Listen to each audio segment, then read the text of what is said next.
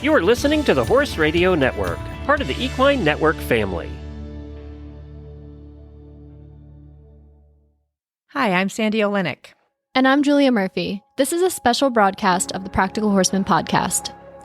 We're at the 2023 Longines FEI Jumping World Cup Final in Omaha, Nebraska, where the second leg of the final saw a big change on the leaderboard Thursday night. Yeah, after Final 1, we had Henrik von Eckermann, Scott Brash, and Daniel Deusser at the top, but after last night, we have all new leaders.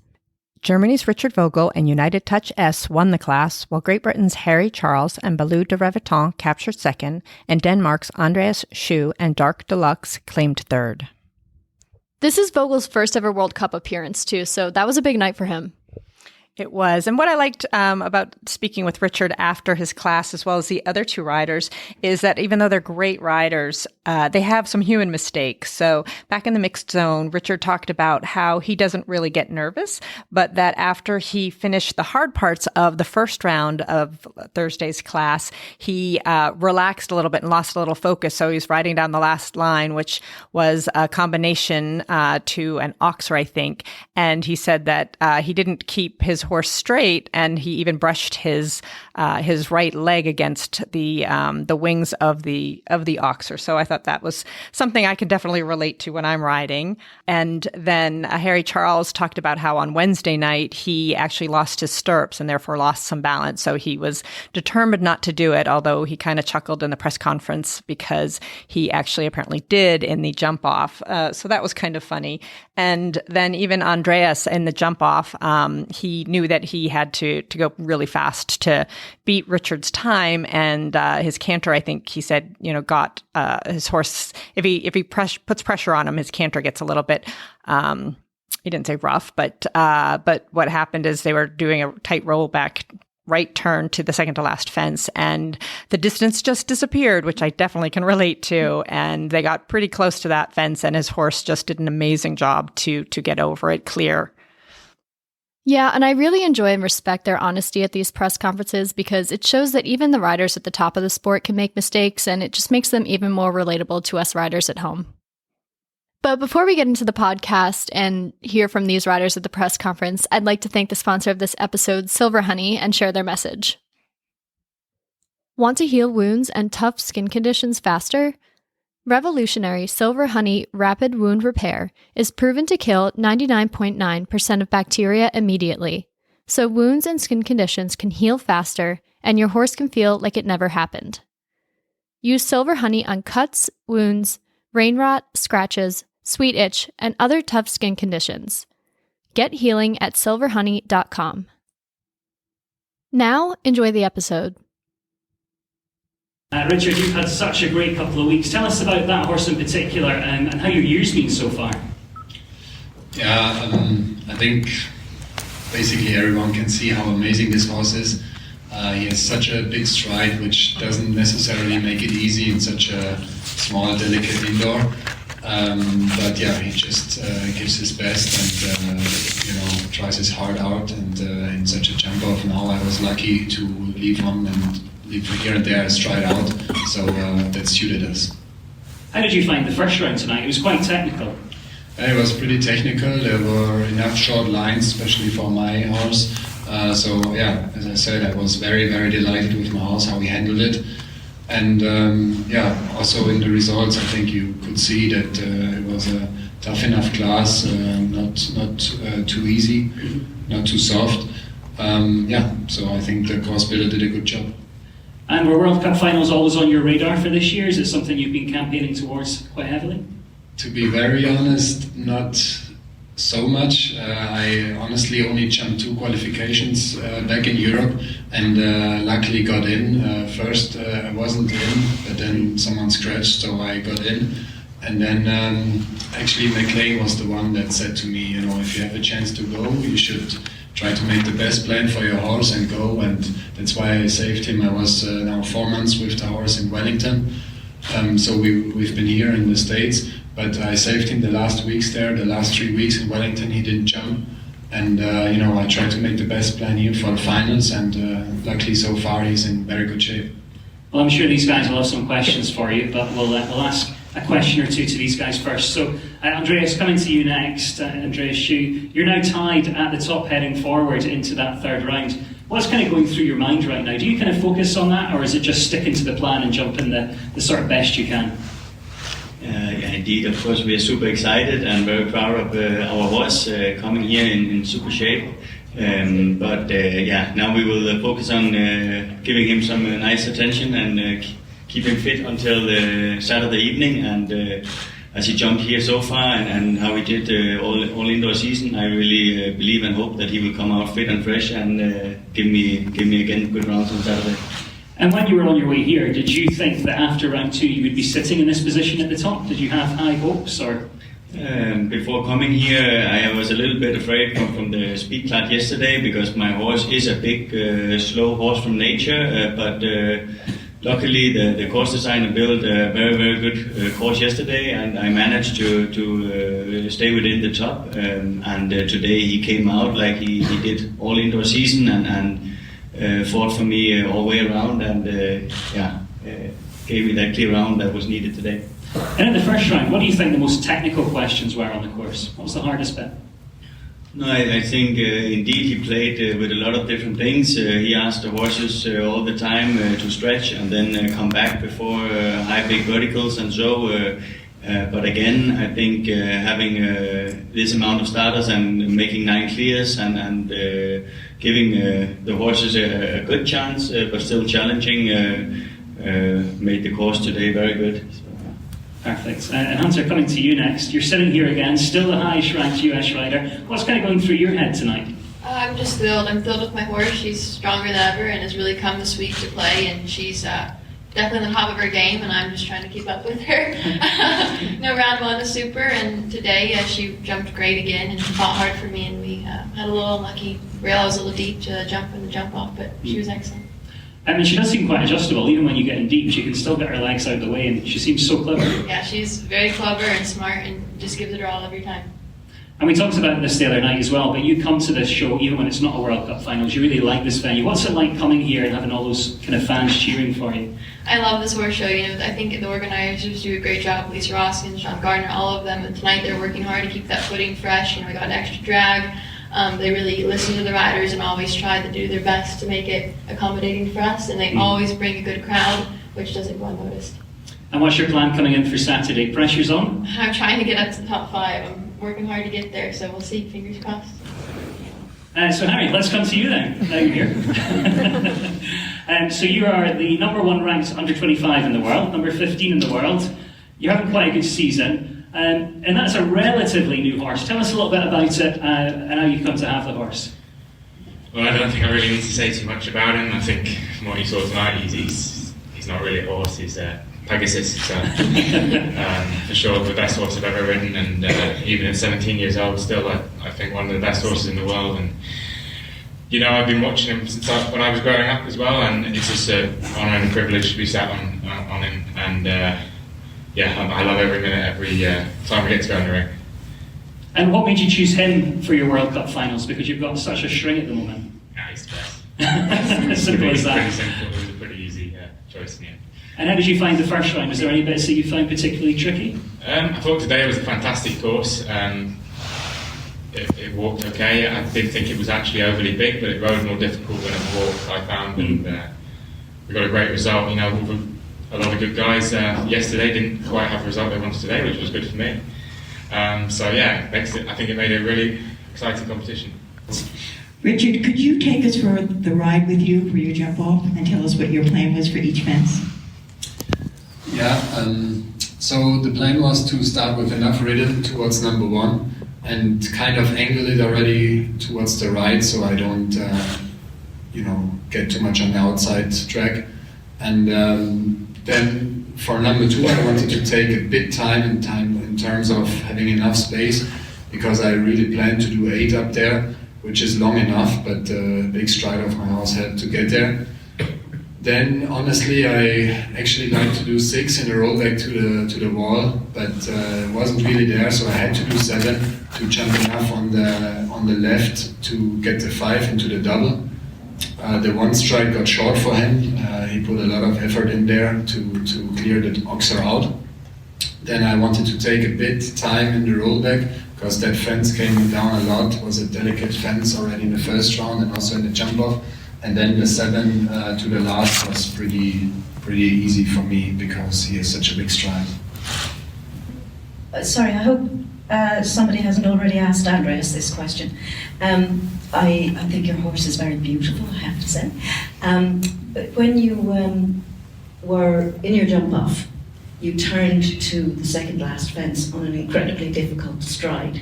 Did you have any worries at all that he wasn't going to get up over that? Because he was entirely honest, wasn't he? Yeah, indeed. I mean, that was all credit on him that I deserved to have a mistake in that turn. As I said before, he ain't no speed horse. I saw Richard round and I knew I had to give it all, also doing the 5 into the combination. And when I put so much pressure on him, the canter gets difficult to handle. And when I turned up, the first distance wasn't there and I had to add one. And luckily he's such a sharp and clever horse, so he managed. Unfortunately, the 7 wasn't there, so I had to add the 8. I didn't want to risk it all because there's also a big final coming up, so I didn't want to do a bad jump on the last, so I had to do the 8, and that's where I lost the win today. But in the end, it was good. Yeah. Are you surprised to find yourself in the joint lead? I think I have to say yes.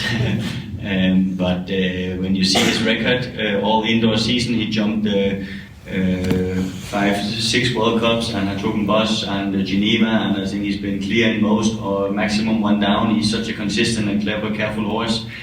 So on the other hand, no, he actually deserves to be there because he is absolutely one of the best. Harry, I think you lost your stirrup again tonight, didn't you? Yeah, but I hope no one would notice. These guys, but yeah, I actually left my magnetic stirrups at home for some reason, so I'm going to try and fix that Saturday. I'm not used to jumping that good. Richard, can you talk about, because your horse has such a big stride and everyone, as you said, everyone has commented on how impressive he is. First of all, does that put any pressure on you? And secondly, how do you know where to draw the line between too big and just enough? It's like, I don't think there's any too big, as long as you can shorten the stride as well. So I think it's a big advantage in a lot of times that he has such a big stride, and then we just have to make it work also to get the stride small for short lines in the first round. And he has a super attitude and he's good to work with. So actually we can use it more as an advantage than as a bad thing. And this is your second season coming to the US for the winter and competing here, and this final being in the US. How does the competition here feel? How do you enjoy being at this venue?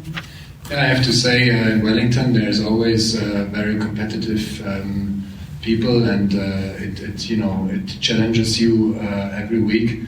It's good for the horses to bring them up. We always bring a few sale horses. It was always good business for us too. And yeah, we're surrounded by good people. We liked it a lot last year, that's why we came back this year. And I think, as you can see, even now for this horse, United Touch, it was a good setup for such an indoor, so I think it's good in many ways. Harry, can you talk a little about how you've developed a partnership with this horse, since he's had such strong partnerships with so many other riders?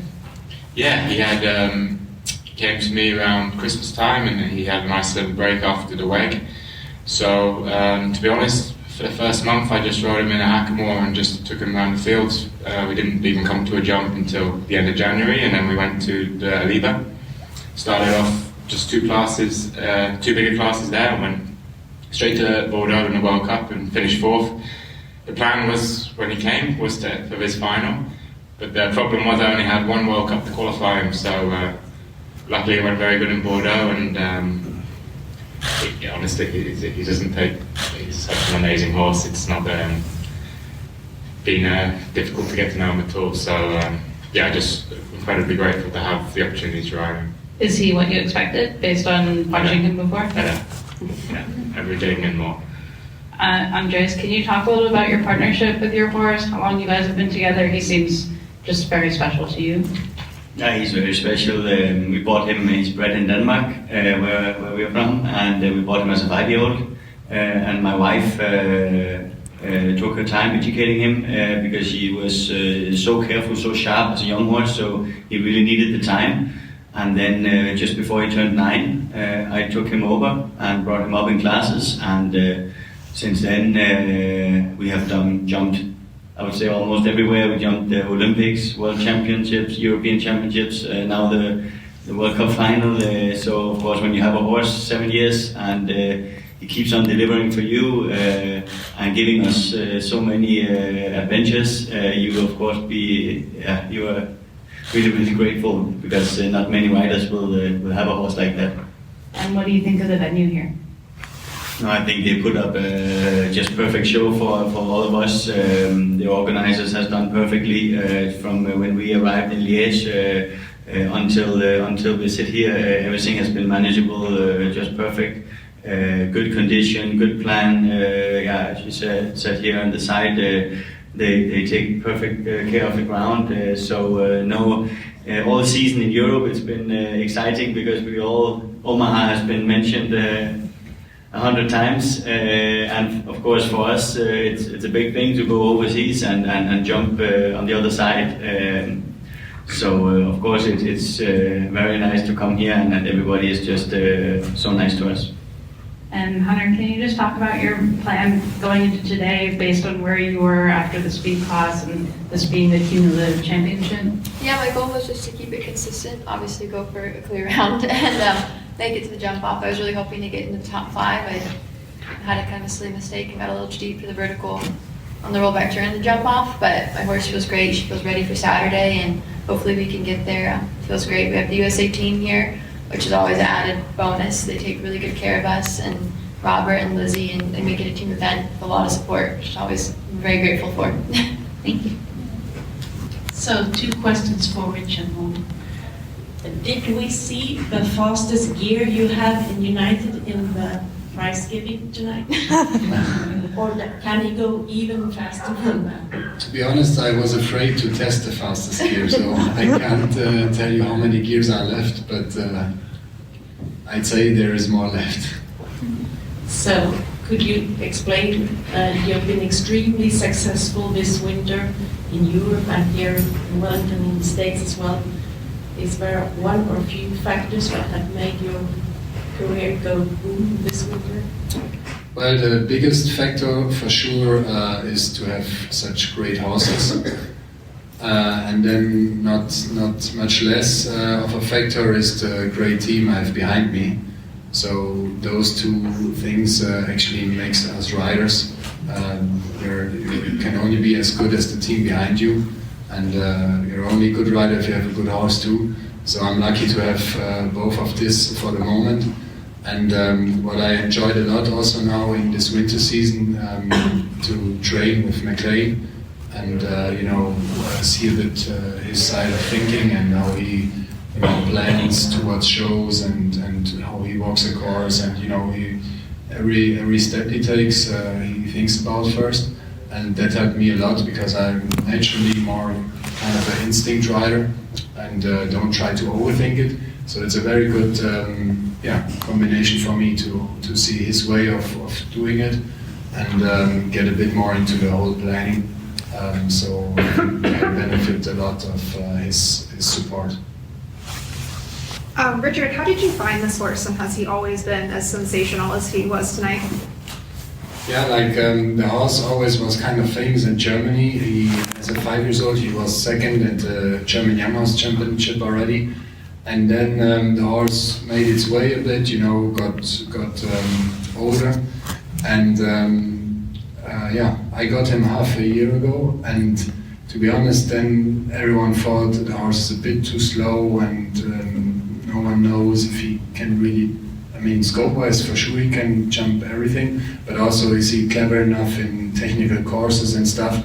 So I'm happy that we have such a good relationship, and he helps me out enough times, and I try to help him as much as I can, and it works very well. We had some great results, indoors in Stuttgart as well, outdoors in Wellington, and now indoors again here. So I think we have a very good partnership, and it's a great horse for me. This is for Hunter. Hunter, I've followed your career and reported on your success as a young rider, a junior, and I know obviously you're from Kansas, a neighboring state, and you made the choice. I mean, I know you travel to Florida and so on in the winter, but you've made the choice to name your home base back in your home state of Kansas in the Midwest here. Lisa Roskins has touched on the fact that part of the reason that they bid for the World Cup was to strengthen the sport here in the Midwest. I'm a Midwest girl too. What is it, do you feel like you're a role model for young riders coming up in the Midwest? I mean, do you ever think about that? I try not to. It's a little bit of the pressure side of the sport, but I think it's great to get all the kids around here educated, and I think this show does such a good job of bringing the kids here, and they get to see the sport and see a different side of the sport than we are used to here, because we're used to going to the rodeo and seeing the cowboys, which is also fun, but this side of show jumping for them is all new. So she's done an amazing job for the public and the Midwest as a whole to bring this here. This is huge. So grateful for her to do this. It's unreal. Thanks for tuning in to this special episode from the 2023 FEI World Cup Finals, and many thanks to our sponsor, Silver Honey. Learn more at silverhoney.com. Thanks again for listening.